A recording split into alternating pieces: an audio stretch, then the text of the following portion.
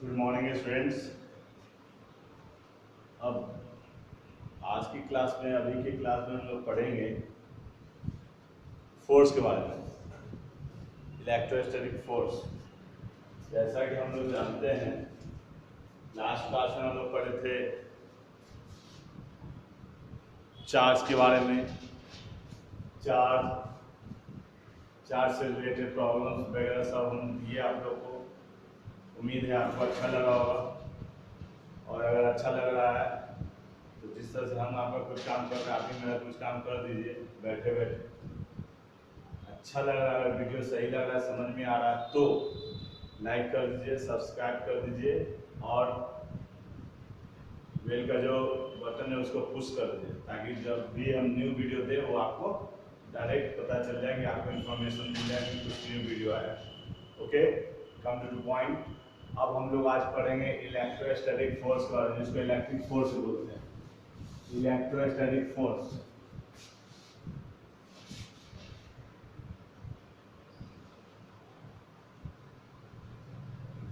Electrostatic force जिसको coulomb force भी बोलते हैं, सब क्या है, ठीक ना।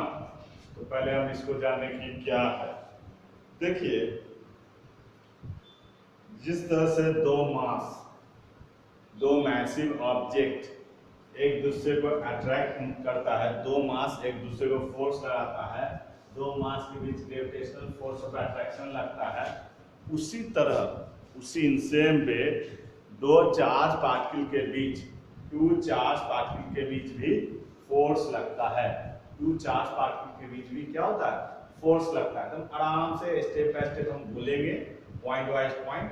आप अगर चाहे उसको ध्यान से सुनिए या उसको लिख लीजिए, हम आराम से बता देंगे।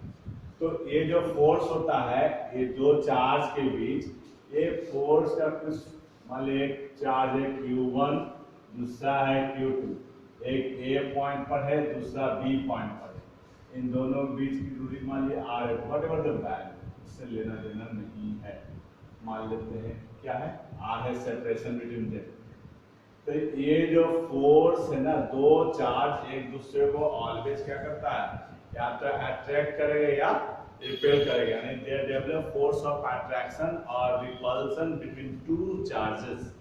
ठीक है, फर्स्ट पॉइंट, लाइक चार्ज है तो दोनों जल्दी एक दूसरे को क्या करेगा, रिपेल करेगा। अनलाइक है तो अट्रैक्ट करेगा। Like charges repel each other, unlike charges attract each other. ठीक है, ये जो फोर्स है सर, ये फोर्स ध्यान दीजिएगा, एक ही पॉइंट में लिखाएंगे, सेंट्रल नेचर का होता है, यानी दोनों चार्ज को जोड़ने वाला जो लाइन है, उस लाइन के सेंटर से पास कर रहा, उस लाइन से पास करता हुआ फोर्स लगता है। फिर से यह फोर्स क्या होता है, यह फोर्स सेंट्रल नेचर का होता है, यानी दोनों चार्ज के सेंटर को जोड़ने वाले लाइन के अलोंग ये लगता है। फिर यह फोर्स इंटरनल नेचर का होता है, यानी अपने आप लगता है, कोई इसको ये नहीं करेगा कि भाई एक्सटर्नल एजेंट के थ्रू ये नहीं लगता, बस दो चार्ज पार्टिकल है तो दोनों एक दूसरे पे फोर्स लगाएगा ही लगाएगा। ठीक है, सेंट्रल इंटरनल।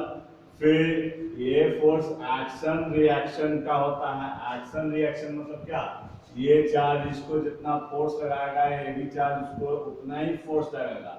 ये अगर ईस्ट की ओर इसको लगा रहा है तो ये इसको वेस्ट की ओर लगाएगा।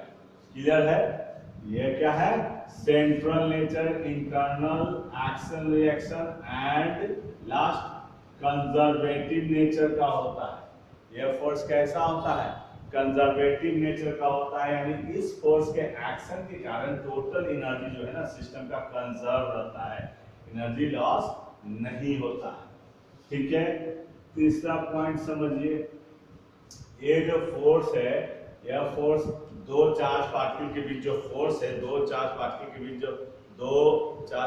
बीच जो फोर्स है, वो डिपेंड करता है किस पे, दोनों पार्टिकल के बीच क्या मीडियम है, मीडियम पे डिपेंड करता है। और मास के बीच, दो मैसिव पार्टिकल के बीच जो फोर्स लगता है, ग्रेविटेशनल फोर्स, वो मीडियम पे डिपेंड नहीं करता है। मगर ये जो चार्ज के बीच जो फोर्स है वो मीडियम पे डिपेंड करता है, ध्यान रखिएगा। इस फोर्स का यानी डिपेंड अपॉन क्या, डिपेंड अपॉन मीडियम, ठीक है। इसी में हम फिर बोल रहे हैं यह फोर्स का मैक्सिमम वैल्यू कहाँ होता है, एयर और वैक्यूम में। इस फोर्स का मैक्सिमम वैल्यू कहाँ होता है, एयर और वैक्यूम में। क्लियर है। अदर मीडियम में इसका फोर्स क्या हो जाएगा, डिक्रीज कर जाता है। हम सब अभी प्रूफ भी देंगे, ओके। फिर 2.4 पार्टिकल के बीच अगर फोर्स देख लें, मान लीजिए इसको लगा रहा है 10 न्यूटन का, ये भी इसको लगा रहा है 10 न्यूटन का। अब कोई तीसरा पार्टिकल आ गया, तो इन दोनों का जो फोर्स 2.4 पार्टिकल के बीच जो फोर्स लग रहा है उसका मैग्नीट्यूड या डायरेक्शन किसी थर्ड या फोर्थ पार्टिकल के प्रेजेंस पे डिपेंड नहीं करता। यानी और भी चार्ज आ जाए उससे मतलब नहीं। अगर इन दोनों के बीच जो फोर्स देख रहे हैं तो always independent from the presence of other charge particle, independent from the presence of other charge particle. Clear है। तो ये कूलम्ब फोर्स कहलाता है, ठीक है। अब इसका कुछ लिमिटेशंस भी हम डायरेक्ट अभी ही बता दें, समझ गए ना। पहला क्या, like charges repel each other, unlike charges attract each other. यह फोर्स समझ गया, यह force central, internal, action reaction और कंजर्वेटिव नेचर का होता है, ठीक है। यह फोर्स किस पे डिपेंड करता है, मीडियम पे डिपेंड करता है। किस पे डिपेंड करता है, मीडियम पे डिपेंड करता है। इसका वैल्यू मैक्सिमम होता है कहाँ, एयर और वैक्यूम में। इसका वैल्यू मैक्सिमम होता है कहाँ, एयर और वैक्यूम में, ठीक है। अब देखिए लिमिटेशन, कूलम्ब फोर्स जो है, ये जो फोर्स कूलम्ब साहब जो लॉ दिए थे, ये जो लॉ है स्टैटिक चार्ज के लिए वैलिड है। ये जो लॉ है किसके लिए वैलिड है, स्टैटिक चार्ज के लिए। यानी वह चार्ज जो क्या हो, रेस्ट में हो, वह चार्ज जो क्या हो, रेस्ट में हो। स्टैटिक चार्ज के लिए ये लॉ वैलिड है। क्लियर है। मूविंग चार्ज के लिए वैलिड नहीं है, सिर्फ स्टैटिक चार्ज के लिए वैलिड है, ओके। फिर पहला समझ गया, लिमिटेशन हम बता रहे हैं, लिमिटेशन बता रहे हैं। यह फोर्स स्टैटिक चार्ज के लिए वैलिड है, यानी चार्ज इज इन रेस्ट। दूसरा, यह फोर्स पॉइंट चार्ज के लिए वैलिड है। पॉइंट चार्ज मतलब उसका अपना डायमेंशन बहुत कम हो, ठीक है। पॉइंट चार्ज के लिए फोर्स जो भी हम बतलाएंगे वो ये जो लॉ है, कूलम्ब साहब का जो लॉ था, पॉइंट चार्ज के लिए वैलिड है और स्टैटिक चार्ज के लिए। तीसरा इंपॉर्टेंट पॉइंट, यह फोर्स कूलम्ब फोर्स या कूलम्ब्स लॉ अभी हम लोग पढ़ेंगे, वो वैलिड है कब तक, जब दोनों चार्ज के बीच का जो सेपरेशन है 10⁻⁻15 मीटर, यानी दैट इज कॉल्ड 1 फर्मी, इससे कम नहीं हो। यानी यह फोर्स जो है दो चार्ज पार्टिकल के बीच जो फोर्स है, जिसको कूलम्ब फोर्स बोलते हैं, और इसको कूलम्ब साहब ने बताया था डिटेल। यह फोर्स जो है ना, कब लगेगा, कब वैलिड है, यह लॉ कब वैलिड है, जब दोनों के बीच का दूरी क्या हो, दो चार्ज पार्टिकल के बीच का जो दूरी है वो 10⁻⁻15 मीटर यानी 1 फर्मी से छोटा ना हो, कम ना हो, उससे अधिक के लिए सब जगह के लिए वैलिड है। और कुछ खास बात इसके बारे में समझिए, यही जो कूलम्ब फोर्स है, यानी दो चार्ज पार्टिकल के बीच जो फोर्स है, यही फोर्स के कारण एटम्स बॉन्डेड है। एटम्स मतलब इलेक्ट्रॉन न्यूक्लियस के साथ क्या है, बॉन्डेड है।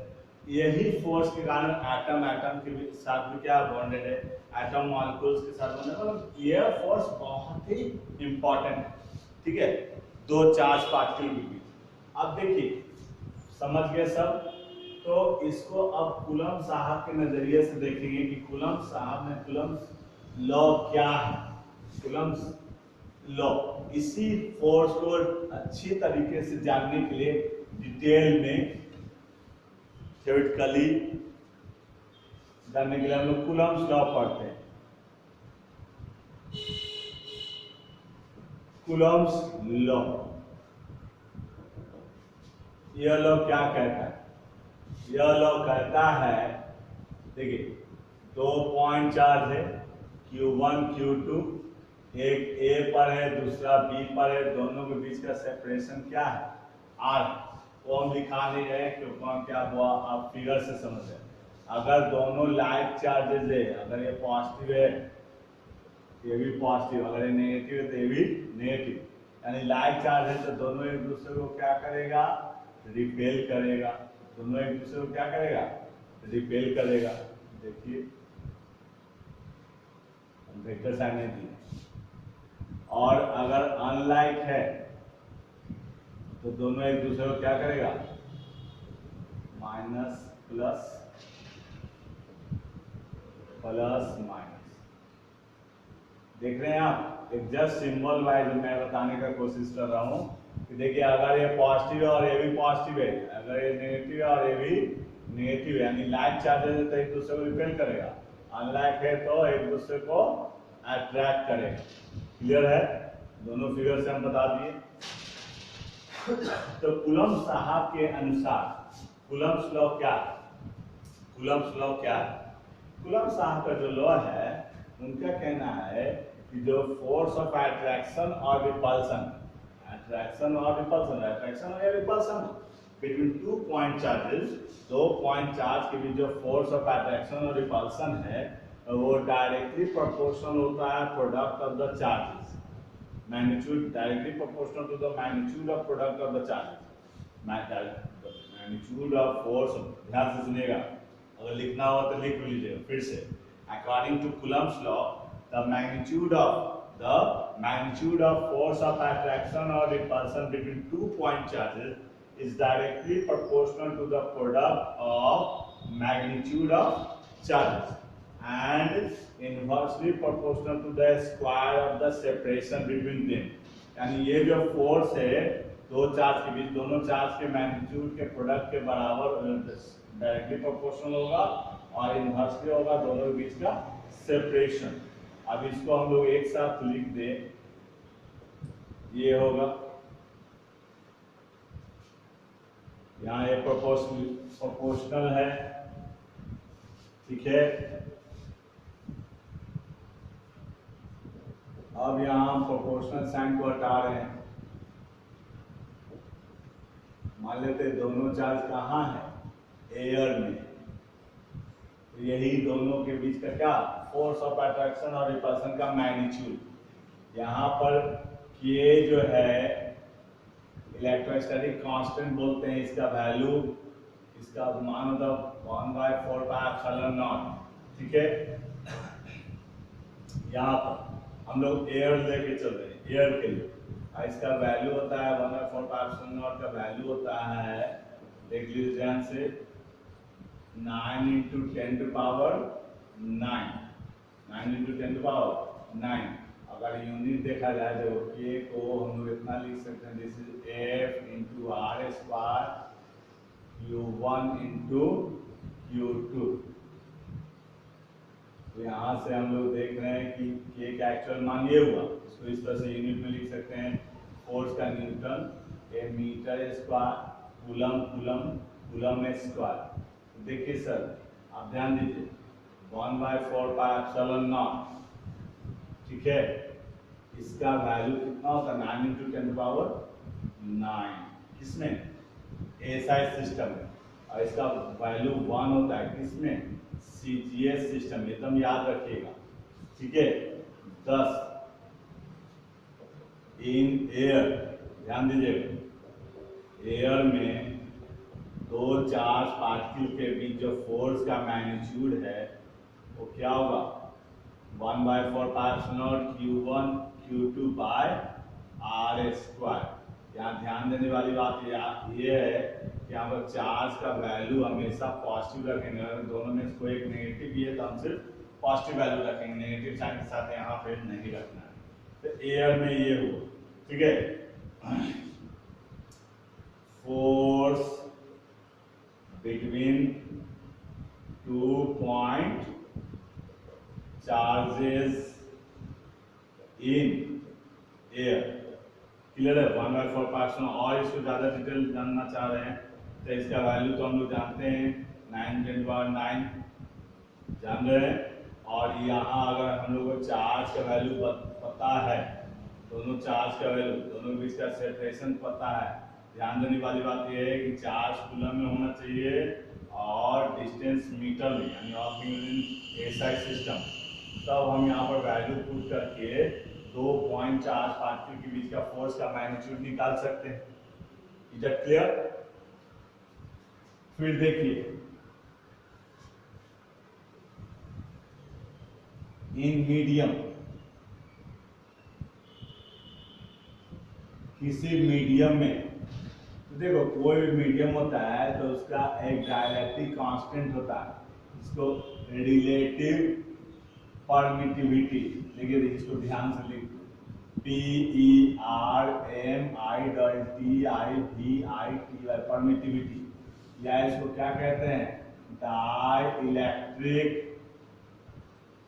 Constant of that medium. ठीक है, ये एप्सिलॉन आर क्या कहलाता है, रिलेटिव परमिटिविटी या dielectric constant of that medium. इसका वैल्यू 1 होता है किसके लिए, एयर और वैक्यूम के लिए, और इसका वैल्यू ग्रेटर देन 1 होता है किसके लिए, फॉर अदर मीडियम, अदर कोई भी मीडियम हो। ध्यान से समझिए, ठीक है ना।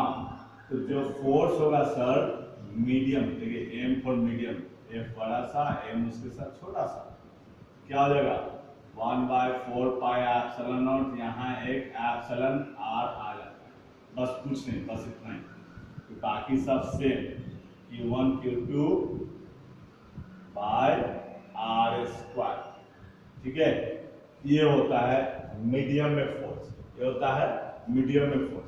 अब देखिए ध्यान दीजिएगा अगर आप, तो यहाँ आपको क्लियर व्यू मिलेगा कि F मीडियम बराबर F air divided by epsilon are.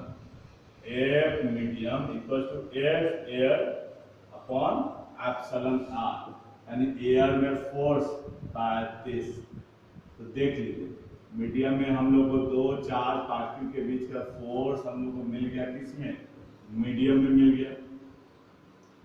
ठीक है, अब देखिए सिंस यहां से एक और F बाय दिस, जिस जो हाईलाइट किया हुआ है वही समझिए मेन फॉर्मूला है, उसको याद रखना। क्लियर है? अब देखिए since epsilon R greater than 1, यानी F बाय F, यहाँ पे लिख देते हैं एप्सिलॉन आर ग्रेटर देन 1 होता है, यानी F by F medium greater than 1। अब ये इधर गया, यानी F air greater than F medium, यानी यहाँ से आपको ये प्रूव हो गया कि एयर में फोर्स अधिक होता है मीडियम के तुलना में। एयर में फोर्स अधिक होता है ना। अभी जो हम फोर्स का प्रॉपर्टी पढ़ाए थे, बताए थे, उसमें आपको बताए थे, यहाँ प्रूव भी हो गया कि कोई दो पॉइंट चार्ज के बीच जो फोर्स है वो एयर में अधिक होगा, वही चार्ज दो पॉइंट चार्ज वही है, दोनों बीच का सेपरेशन वही है। अभी ये एयर में जो भी फोर्स मान लीजिए 25 न्यूटन, अगर इसको किसी लिक्विड में डाल देंगे तो हो सकता है 20 न्यूटन हो जाए, जो भी हो मगर 25 से कम ही होगा। तो यहाँ से हम लोगों को कंसेप्ट मिल गया कि एयर में जो फोर्स होता है वो अधिक होता है मीडियम में फोर्स के तुलना में। क्लियर है? तो यहाँ से फिर से हम रिपीट कर रहे हैं, force between two point charges, दो पॉइंट चार्ज के बीच के फोर्स का मैग्नीट्यूड हम लोग सीख गए। वन एयर में अगर है तो 1/4, यहाँ पर Coulomb's law, according to Coulomb's law the magnitude of, फिर से रिपीट कर रहे हैं, याद रखना, the magnitude of force of attraction और repulsion between two point charges is directly proportional to the product of magnitude of the charges and inversely proportional to the square of separation between them। अगर आपको statement लिखने के लिए आएगा तो यही लिखना जो अभी हम बोले। यहाँ हम देख लिए दोनों एक साथ कंबाइन की दिस, यहाँ पर प्रोपोर्शनल इक्वल किए तो कांस्टेंट सिग्मा के, इस कांस्टेंट को इलेक्ट्रोस्टैटिक कांस्टेंट, इसका वैल्यू क्या होता है 1/4 एप्सिलॉन नॉट। और अगर यहाँ से फॉर्मूला बाय लाए तो ये इसका एक्चुअल वैल्यू क्या होता है, न्यूमेरिकल वैल्यू 9 × 10⁹, यानी k का वैल्यू बोलिए या 1/4 एप्सिलॉन नॉट का वैल्यू बोलिए 9 × 10⁹। यहाँ देखिए यूनिट अगर देखना तो यहाँ से ए का unit force R distance metre, metre का square, coulomb into coulomb, coulomb square. तो देखिए 1/4 का वैल्यू 9 होता है किसमें, सीजीएस में, सॉरी एसआई में, और सीजीएस में क्या होता है 1। तो एयर में अब यही वैल्यू यहाँ पर होती है। एयर में हम लोग देख लिए फोर्स का वैल्यू क्या होता है, मैग्नीट्यूड, ठीक है। ऐसा भी रहा चार्ज का वैल्यू, अगर पुट कर डिस्टेंस चार्ज कूलम में, डिस्टेंस मीटर में, ये 9 × 10⁹, तो हम लोग 2.40 के बीच का फोर्स निकाल सकते हैं। फिर मीडियम के लिए हम बता ही दिए कि मीडियम में क्या होगा, ठीक है। आई होप कि आप लोग को समझ में आया होगा। तो ये है कूलम्स लॉ, ये है कूलम्स लॉ, कूलम फोर्स। अब हम लोग ये भी जानते हैं कूलम फोर्स, फोर्स है तो वेक्टर क्वांटिटी होगा,